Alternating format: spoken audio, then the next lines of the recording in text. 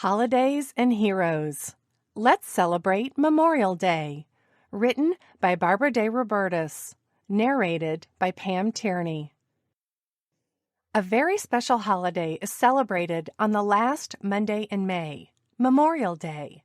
It is the day we honor all the brave men and women in our armed forces who died while fighting to protect our country, our freedoms, and us. How did this important American holiday come into being? How Memorial Day began. From 1861 to 1865, the American Civil War was fought. The northern states did not want to continue allowing slavery, but 11 southern states did. The southern states withdrew from the United States and formed a new country, the Confederate States of America. President Abraham Lincoln refused to recognize this new country, so the North's Union soldiers and the South's Confederate soldiers went to war. When the war ended, the United States was united again, and slavery would soon be ended. But over 500,000 soldiers had died fighting on the two sides of the war, far more soldiers than have died in any other American war. The whole country grieved. Decoration Day. During and after the Civil War, graves of fallen soldiers on both sides were decorated in honor of their sacrifices. In 1868, General John Logan issued a proclamation. Decoration Day should be held on May 30th every year. He chose that date because flowers would be in bloom and could be used to decorate the graves of all those who died in the Civil War. A large observance was held that year at Arlington National Cemetery near Washington, D.C. Speeches were given, followed by people placing flowers on both Union and Confederate graves while singing hymns and saying prayers. A flowering tree at Arlington National Cemetery. The annual ceremony at Soldiers National Cemetery in Gettysburg, Pennsylvania, also began in 1868. Gettysburg was the scene of the Civil War's most famous battle. 7,000 soldiers died, more than in any other battle. Left, Monument at Gettysburg. Below and right, Blue-Gray Reunion, 1913. In July of 1913, veterans of the Union and Confederate armies gathered in Gettysburg to mark the 50-year anniversary of this battle. It was called a Blue-Gray Reunion because the Union soldiers' uniforms were blue and the Confederate uniforms were gray. There were speeches, parades, and reenactments of the battle. Decoration Day changes to Memorial Day.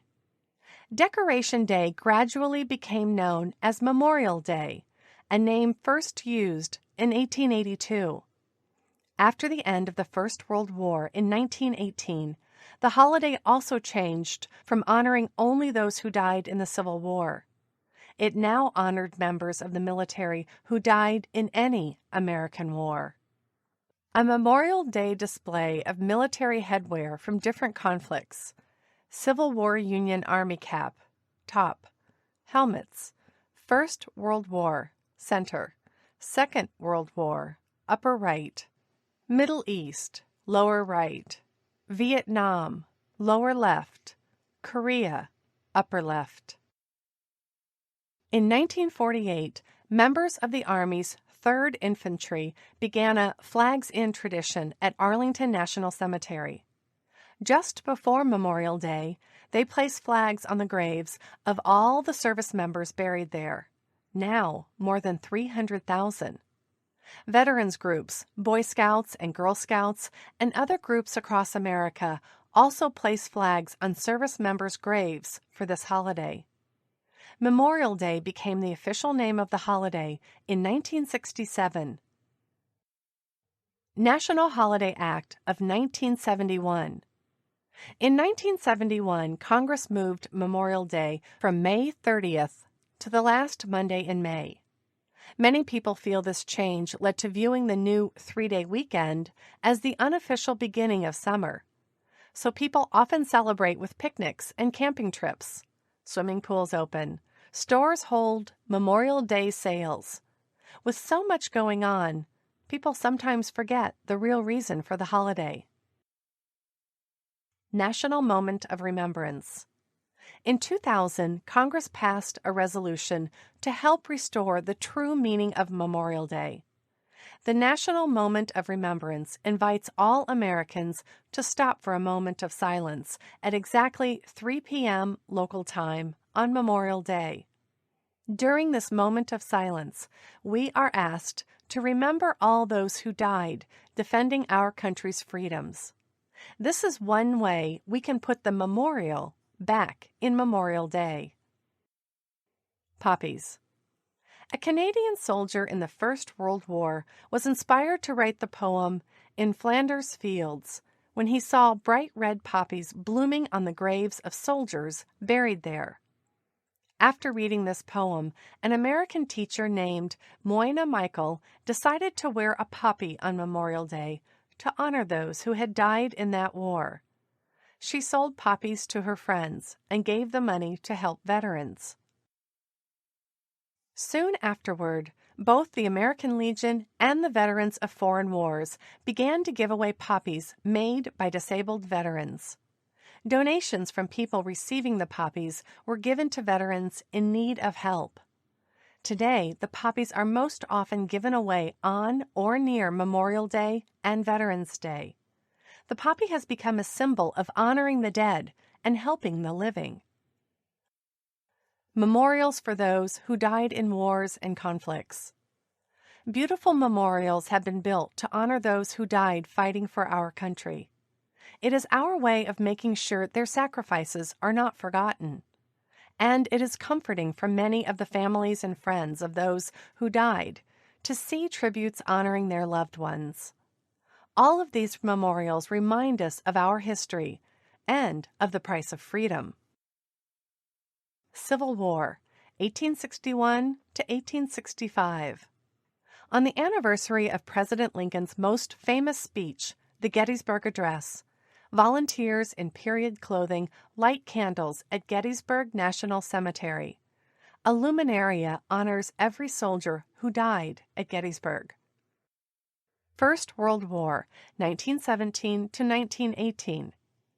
The National World War I Museum and Memorial is in Kansas City, Missouri. In 1926, more than 150,000 people gathered to see the Liberty Memorial Tower dedicated by President Calvin Coolidge. Museum exhibits are below the Memorial Tower and in buildings on either side. At night, steam rises from the top of the tower. Red lights make the steam look like fire. Second World War, 1941 to 1945. The World War II Memorial is in Washington, D.C. A wall containing more than 4,000 gold stars pays tribute to the 400,000 Americans who died in this war. Granite columns representing the states and territories form two half circles around the Rainbow Pool. Two pavilions represent the Atlantic and Pacific fronts on which American forces fought. Korean conflict, 1950 to 1953. The Korean War Veterans Memorial in Washington, D.C. contains a patrol squad, 19 stainless steel statues of soldiers walking through a field. A black granite wall displays over 2,400 images of the land, sea, and air troops who supported the foot soldiers. One part of the granite wall is inscribed, "Freedom is not free."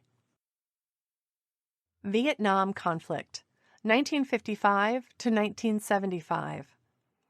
The V-shaped Vietnam Veterans Memorial is also in Washington, D.C. The wall is polished black granite with a mirror-like surface. On it are listed the names of the more than 58,000 Americans who died or went missing in the Vietnam War. Middle East and worldwide conflicts, 1979 to current day. The Middle East Conflicts War Memorial is in Marseilles, Illinois.